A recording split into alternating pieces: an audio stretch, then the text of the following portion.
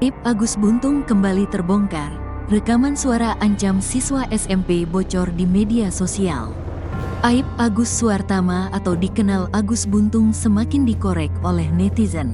Selain dilaporkan karena pelecehan seksual, Agus Buntung kedapatan pernah mengancam seorang siswa SMP di Mataram, Nusa Tenggara Barat, NTB. Viral, pada Selasa, tanggal 10 Desember tahun 2024, rekaman suara diduga Agus Buntung mengintimidasi siswi SMP. Tak hanya itu, Agus Buntung juga mengancamkan akan membunuh mental anak di bawah umur tersebut.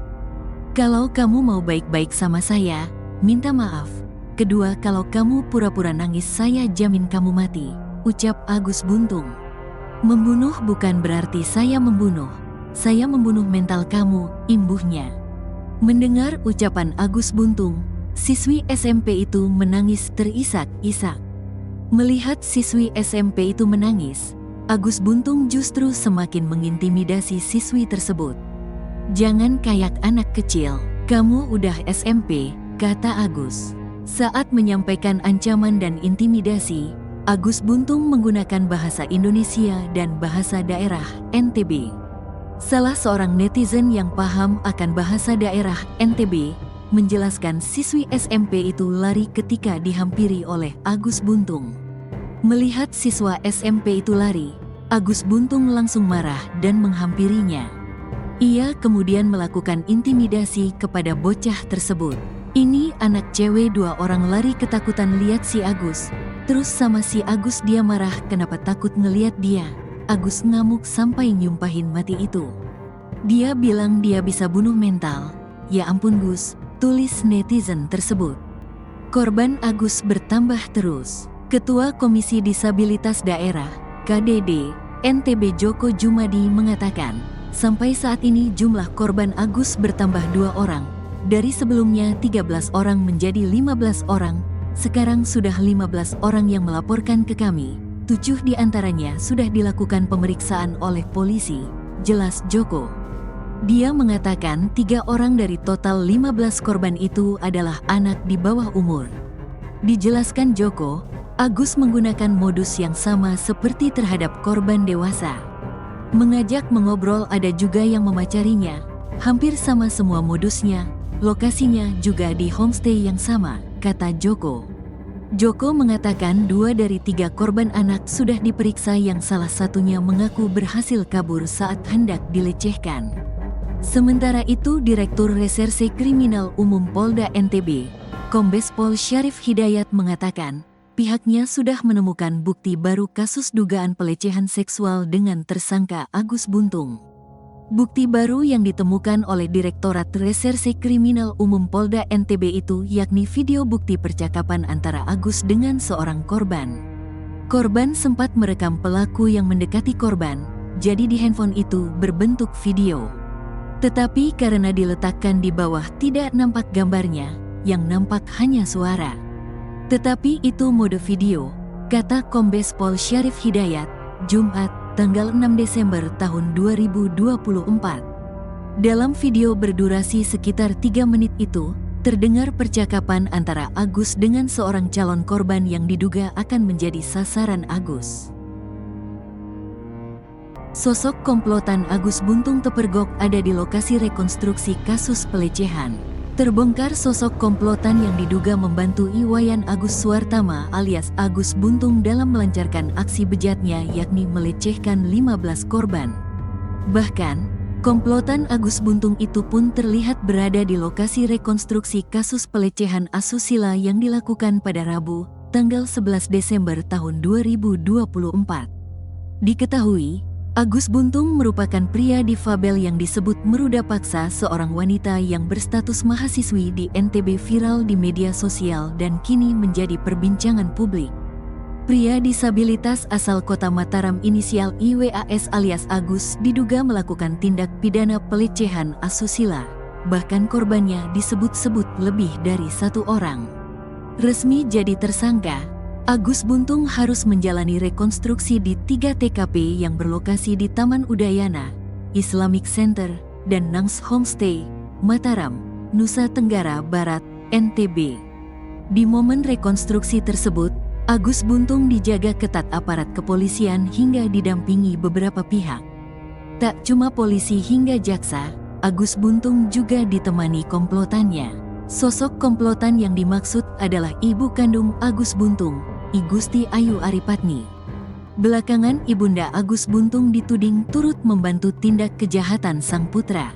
Wanita berdarah Bali itu disinyalir mengetahui aksi bejat Agus Buntung, yakni melecehkan belasan wanita.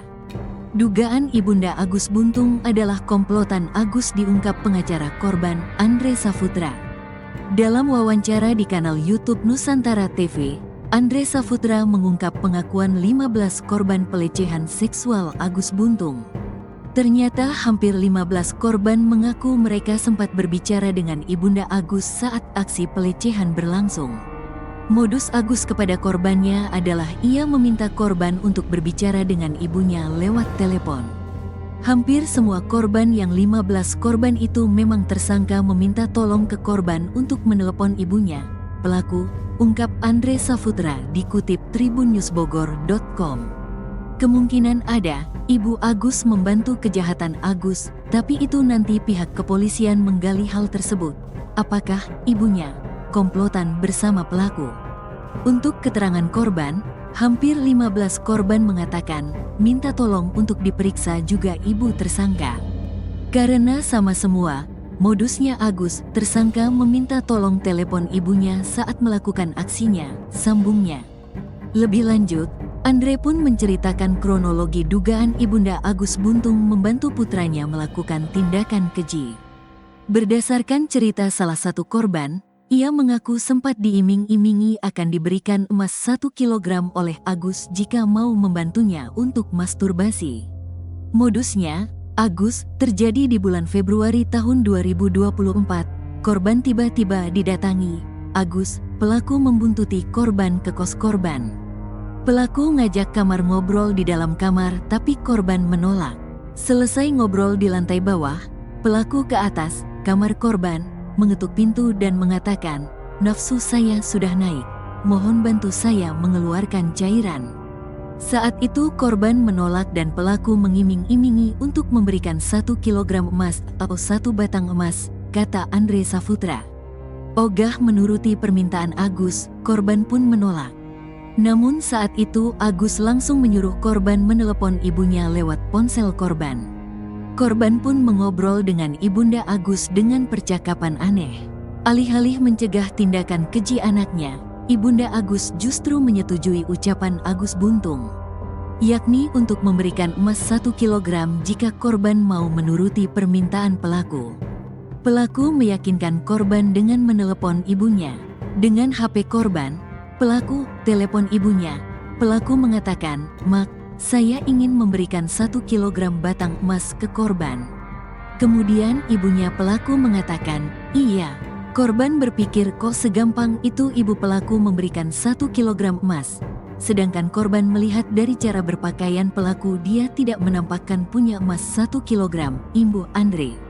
Tak hanya itu, beberapa korban juga bercerita bahwa mereka dihubungi oleh Agus setelah sebelumnya nomor para korban tersimpan di ponsel ibunya Agus. Tiap kali bertemu korbannya, Agus disinyalir selalu meminta korban untuk menelepon ibunya.